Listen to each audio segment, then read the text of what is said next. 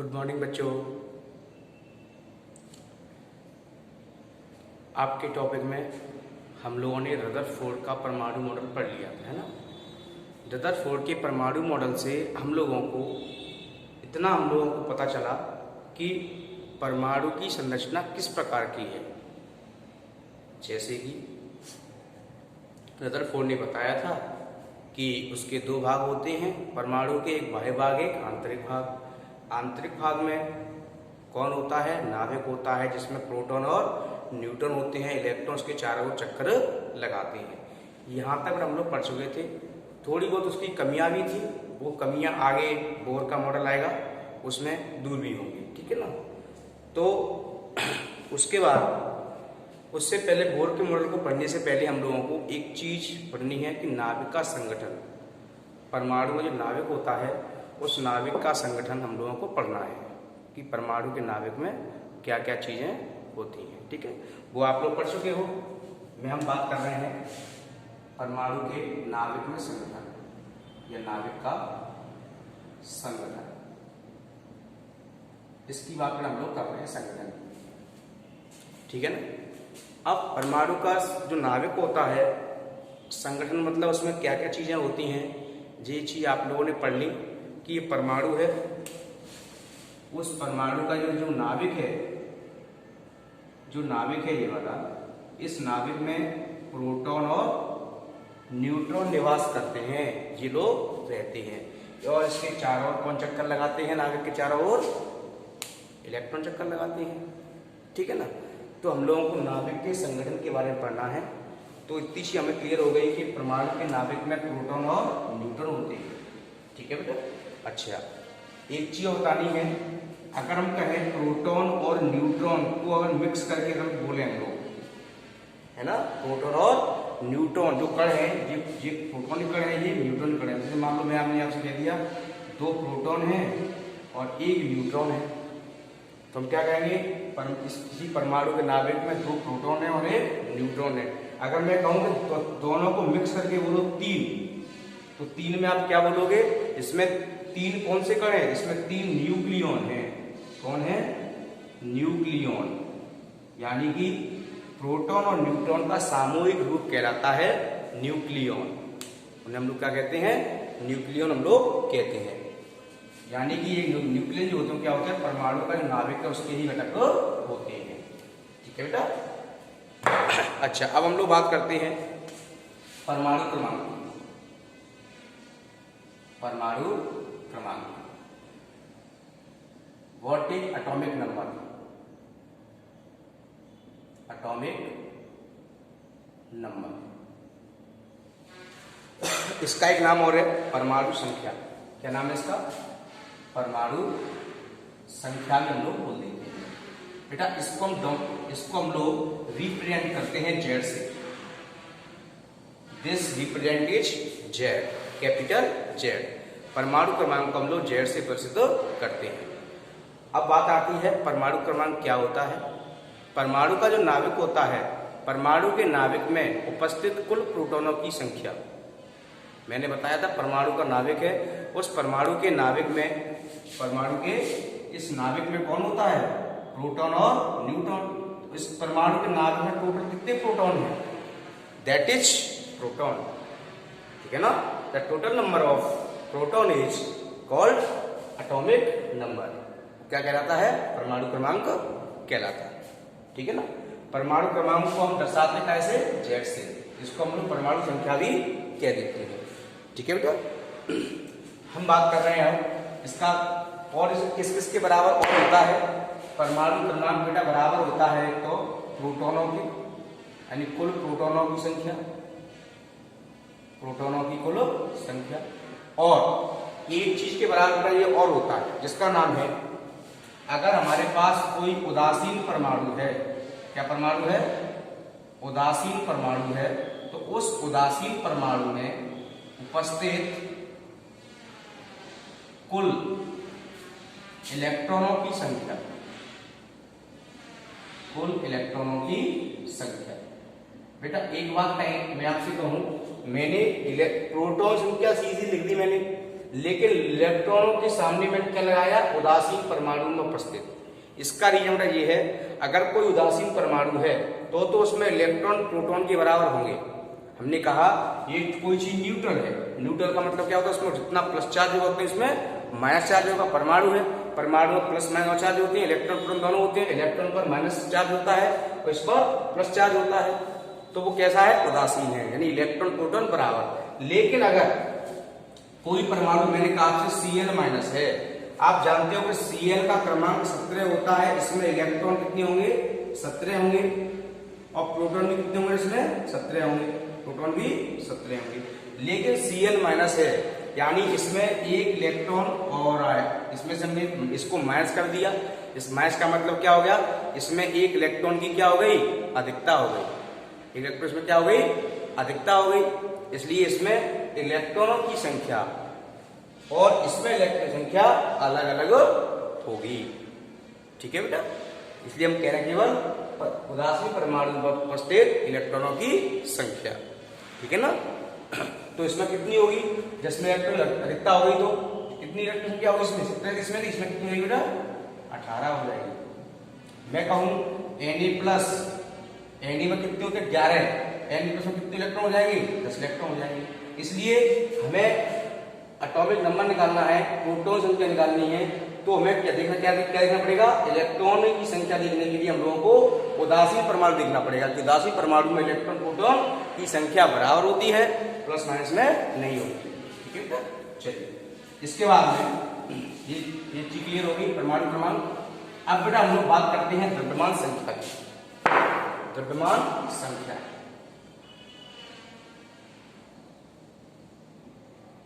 द्रव्यमान संख्या, atomic mass,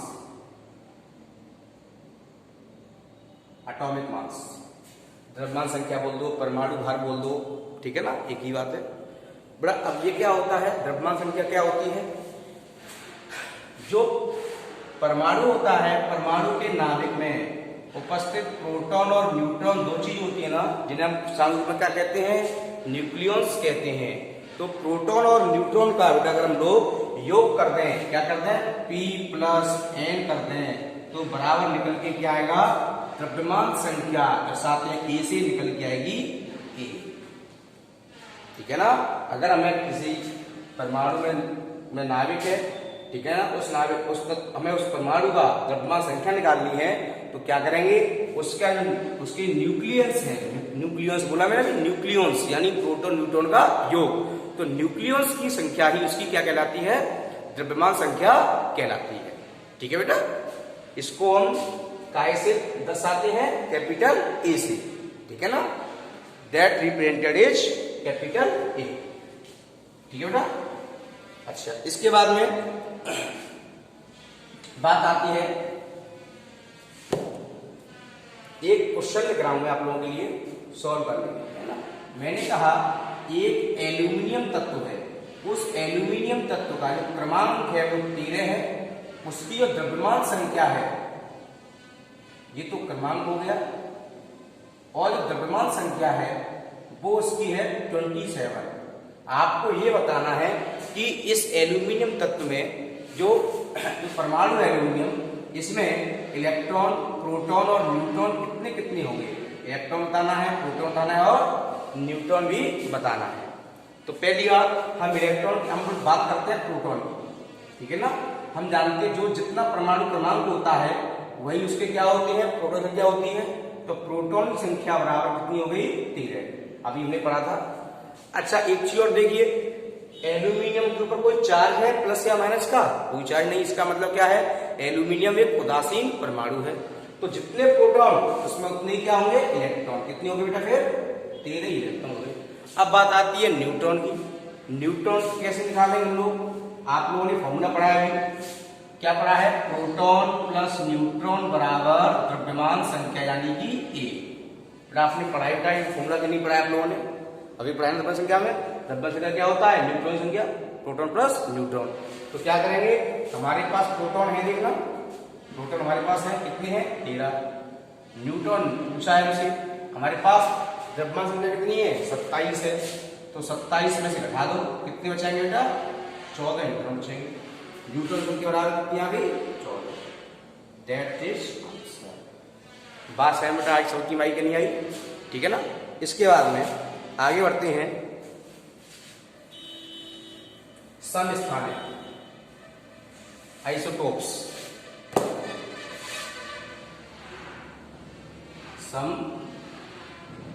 समस्थानिक इनको हम बोलते हैं इंग्लिश में आइसोटोप्स। समस्थानिक क्या होते हैं, नाम से चलता है समस्थानिक, जिनके स्थान समान हो। क्या स्थान समान हो, स्थान उनके समान हो। यानी कि बेटा किसी तत्व के वे परमाणु, किसी तत्व के वे परमाणु जिनके परमाणु क्रमांक तो समान हो परंतु क्या अलग अलग हो, उनकी द्रव्यमान संख्या अलग अलग हो, उन्हें हम लोग कहते हैं क्या, ऐसे परमाणुओं को हम बोलते हैं तत्व के समस्थानिक कहते हैं। जैसे कि मैं एग्जांपल लिख रहा हूं, देखें हम लोग 1H1 1H2 1H3। फिर संकेत समझो, संकेत क्या है। देखो कोई तत्व लिख रहा है, मान लो मैं लिखा X, यहां लिखा मैंने A, यहां लिखा मैंने B। तो जो X होता है वो तत्व होता है, जो A होता है नीचे की साइड लगा होता है A, ये होता है परमाणु क्रमांक। क्या होता है, परमाणु क्रमांक। ऊपर जो लगा होता है वो होती है द्रव्यमान संख्या।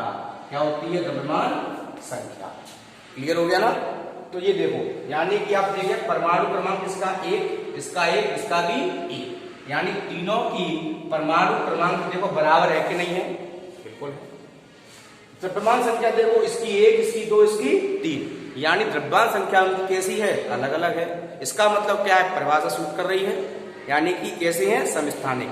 एक ही तत्व के परमाणु है, देख लो है कि नहीं है, एक ही तत्व के परमाणु जिनके परमाणु क्रमांक कैसे हैं, सेम है, और द्रव्यमान संख्या उनकी कैसी है, डिफरेंट है। इसलिए इनको हम लोग क्या बोलते हैं आपस में, समस्थानिक। ठीक है ना। अच्छा बेटा इनका नाम भी समझो, क्या नाम है इनका, इसका नाम है प्रोटियम। ये हाइड्रोजन के समस्थानिक है, किस समस्थानिक किसके, हाइड्रोजन के, देख भी रहा होगा आप लोग। इसका नाम है प्रोटियम 1H1 का, इसका नाम है ड्यूटीरियम, और इसका नाम है ट्राइटियम। इसको हम लोग दर्शाते हैं कैसे, प्रोटियम को P से, ठीक है ना, ड्यूटीरियम को D से, कैसे, D से, ट्राइटियम को T से। ठीक है बेटा, ये क्लियर हो गया ना। इसको P से ऐसे दर्शाते हैं हम लोग इसको, यानी कि प्रोटियम, ड्यूटीरियम और ट्राइटियम। ठीक है बेटा। अच्छा इसके बाद में समस्थानिक क्लियर हो गया। अब आता है समभारित। समभारित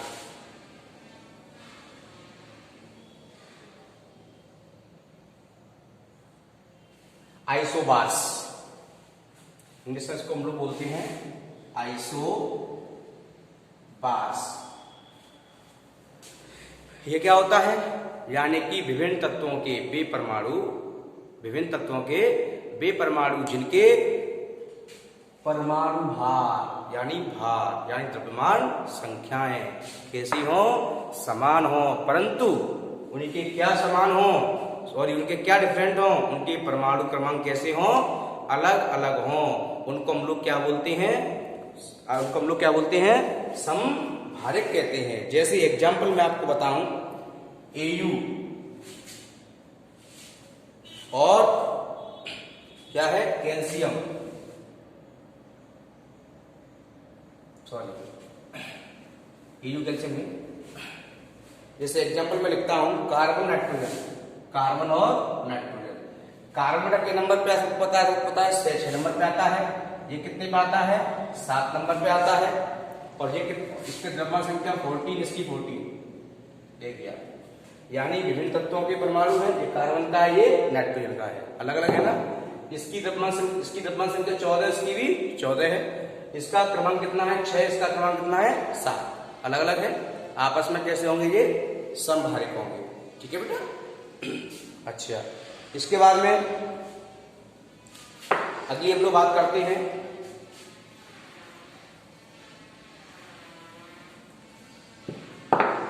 समन्यूट्रॉनिक। सम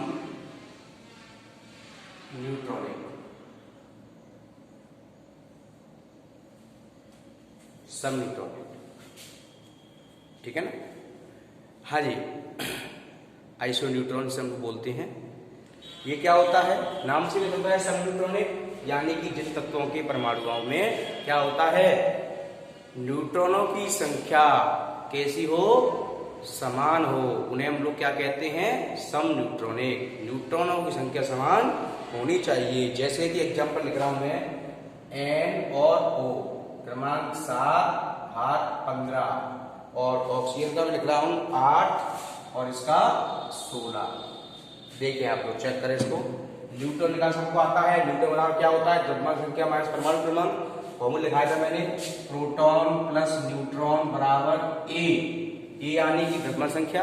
अगर हमें निकालना है न्यूट्रॉन तो ए माइनस पी हो जाएगा, नहीं हो जाएगा, ये रहा और पी क्या ये रहा, तो क्या होगा, न्यूट्रॉन यानी कि न्यूट्रॉन बराबर ए माइनस पी, न्यूट्रॉन बराबर ए माइनस पी। एक का कितना है बेटा 15, ये कितना है 7, ये कितना है 16, ये कितना है 8, 15 में 7 कितने बचे 8, ये कितने बचे 8। देखो न्यूट्रॉन न्यूट्रॉन कैसे दोनों इक्वल है आपस में, इसका मतलब क्या हुआ, ये आपस में कैसे होंगे, सम न्यूट्रॉनिक होंगे, ठीक है बेटा, सम न्यूट्रॉन का समझ में आ गई। इसके बाद में बात करते हैं हम लोग सम इलेक्ट्रॉनिक की। सम इलेक्ट्रॉनिक, आइसो इलेक्ट्रॉनिक, ठीक है ना, सेम चीज है। जिन परमाणुओं की क्या हो, इलेक्ट्रॉनों की कुल इलेक्ट्रॉनों की संख्या कैसी हो, बराबर हो, उन्हें हम लोग क्या कहते हैं, सम इलेक्ट्रॉनिक। जैसे एग्जांपल लिखता हूं, देखो मैंने लिखा Na+, सॉरी Na लिख दिया चलो मैंने, ठीक है ना, चलो Na+ लिख दिया, यहाँ लिख दिया मैंने Mg2+, और यहाँ लिख दिया मैंने एल्यूमिनियम 3+। मैंने बताया था कि जिनके ऊपर प्लस होता है उसमें एक इलेक्ट्रॉन कम होता है, जिस पर 2 प्लस होते हैं उसमें 2 इलेक्ट्रॉन कम होते हैं, 3 प्लस होते हैं तो 3 इलेक्ट्रॉन कम होते हैं, बताया था। अगर एक माइनस है तो 1 इलेक्ट्रॉन ज्यादा होगा, 2 माइनस है तो 2 इलेक्ट्रॉन ज्यादा होंगे, ठीक है ना। तो सोडियम का क्रमांक 10 होता है, प्रोटॉन 10 है, तो एक बढ़ा दो, इलेक्ट्रॉन कितने हो जाएंगे, इलेक्ट्रॉन बराबर 10। 12 होता है, 2 कम कर दो, कितना हो गया 10। 13 होता है, 3 कम कर दो, कितने रह गए 10। क्लियर हो गया कि नहीं हो गया, इनको हम लोग बोलते हैं सम इलेक्ट्रॉनिक, ठीक है बेटा। इतना आप लोगों को याद करना है, लिखना है, आगे के टॉपिक में आगे चीज पढ़ाएंगे। तब तक के लिए टाटा बाय बाय।